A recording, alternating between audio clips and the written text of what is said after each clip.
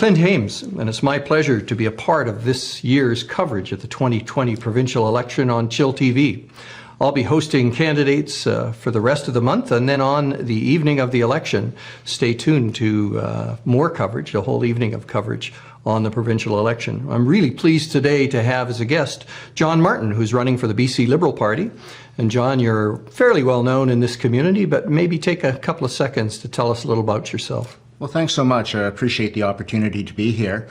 So I'm a two-term MLA in the riding of Chilliwack, and prior to public service, I was 25 years in the Department of Criminology at the University of the Fraser Valley, had a few stints in broadcasting and theater along the way, and I love this town, and I love the opportunity to represent the fine people of Chilliwack for one more term.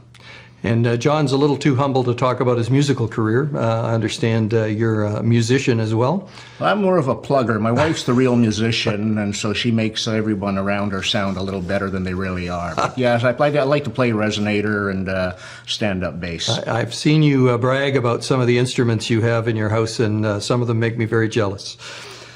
Listen, John, one of the first things that came out of the Liberal Party in this campaign was an announcement about an elimination of the provincial sales tax for a year, and then in the following year bringing it back up to 3%. Now that's a significant loss in revenue. What's the plan from the Liberals' perspective in foregoing all of that revenue, and how are they going to make it back? How is that going to work as we try to build the economy back after this pandemic?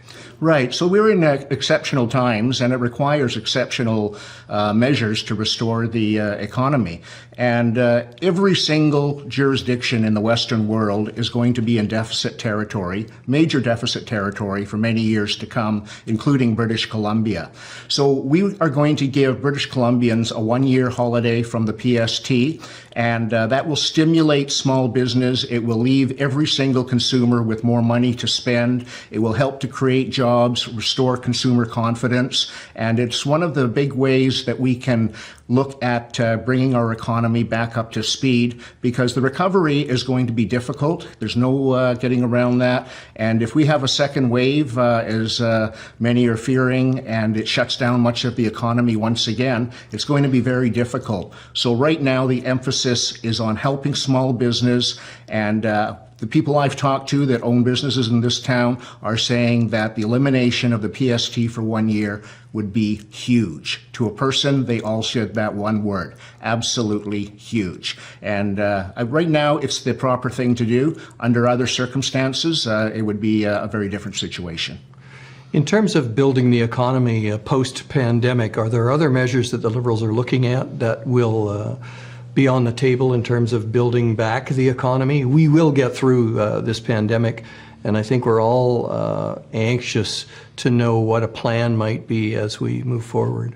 Right. Well, one of the other pieces of the platform that was recently released is to bring forward a multi-billion-dollar infrastructure building and spending program to create hundreds, if not thousands, of jobs in various parts of the province to stimulate the economy. And right now, with interest rates where they are, that's probably one of the better times to do something like that.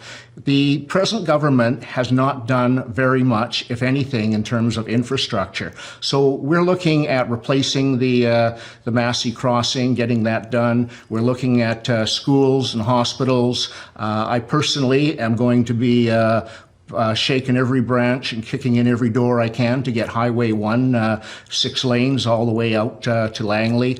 And these are things that are going to create jobs and are going to make transportation and the movement of people and goods throughout British Columbia at a much significantly a superior rate than it's at right now. And the economic boom of that investment in infrastructure is one of the planks that's going to help with the economic recovery, because we've nowhere to go but up from where we are right now. It's going to be tough. Thanks for that, John. I think you said to Langley, but I think you meant the section from Chilliwack to Langley. From Chilliwack to Langley. 6 lanes. I'm just a quick question. I know that part of your portfolio has been critic for advanced education, and one of the things that's the nearest and dearest to my heart, and I'm sure yours as well as a former employee, is the University of the Fraser Valley. I think people in Chilliwack are always anxious to learn what the future of the campus is in Chilliwack. Are there any plans in terms of infrastructure development that would see investment in the Chilliwack campus? Right. So I'm a little bit going to have to be a bit vague on that one, Clint. When I was transferred from labor critic to the advanced education and skills training, the writ dropped basically a few days after that. So I never really had an opportunity to invest myself in the file.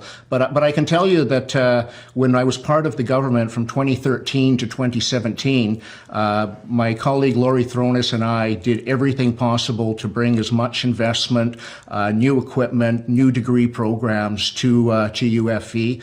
I was a student at UFV at the old campus on Airport Road. I started my formal education there. I was lucky to be hired into the School of Criminology when I finished my own graduate work. And UFE will always be near and dear to my heart, and I will always do everything I can to promote, to assist, and to work with all the great people at the University of the Fraser Valley. Chilliwack and the other parts of the Fraser Valley are well served by that institution.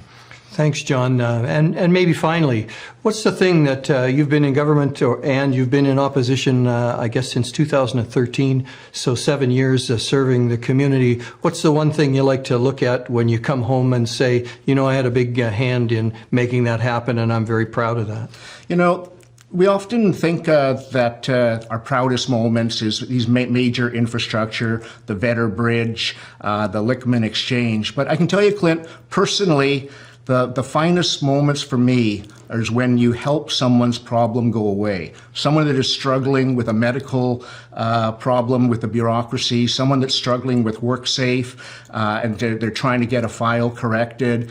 And to be able to cut through the bureaucracy and all the red tape and actually get someone to answer a phone call and make that problem go away for an individual. Sometimes it brings them to tears. Sometimes the next day there's a little handwritten thank you card slipped under my door. But that's what's really given me the most pleasure in the 7.5 years I've been an MLA, is to help constituents with their problems, with their struggles, and cut through the bureaucracy that, I mean, I have a tough time cutting through it, and I'm sure you did, Clint, when you were in public service. So when you can do that for someone, and a huge burden has been taken off of their back, that's a pretty good feeling, and I think, okay, that's a good day.